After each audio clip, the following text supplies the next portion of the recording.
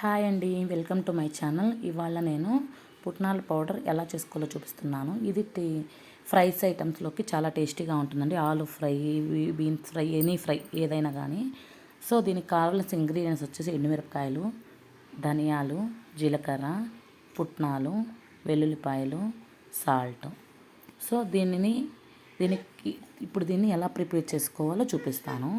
దీనికోసం first stove on చేసుకునేసి బాండలు పెట్టుకొని దానిలో కొద్దిగా ఆయిల్ వేసుకునేసి ఆయిల్ వేడయ్యాక దానిలోనే ఎండుమిర్చి వేసి వేయించుకోవాలండి.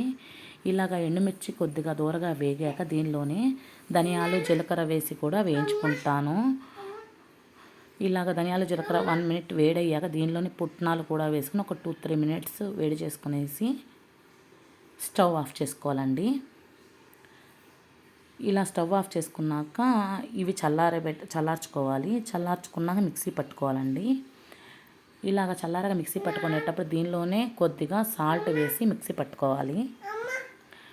ఇలా కొద్దిగా మిక్సీ పట్టుకున్నాక దీనిలోనే వెల్లుల్లిపాయలు కూడా వేసుకొని మిక్సీ పట్టుకోవాలి మళ్ళీ. సో ఇలాగ పుట్నాల పౌడర్ రెడీ అయిపోతుందండి. దీనిని మనం ఇడ్లీలో కూడా తినొచ్చు, చాలా టేస్టీగా ఉంటుంది. మీరు ఎప్పుడైనా ట్రై చేశారా ఇలాగా? ఒకవేళ మీరు ట్రై చేయకపోతే ఇలా ఒకసారి ట్రై చేయండి. ఎలా వచ్చిందో కమెంట్ చేయండి. Please like, share, subscribe my channel. Thank you.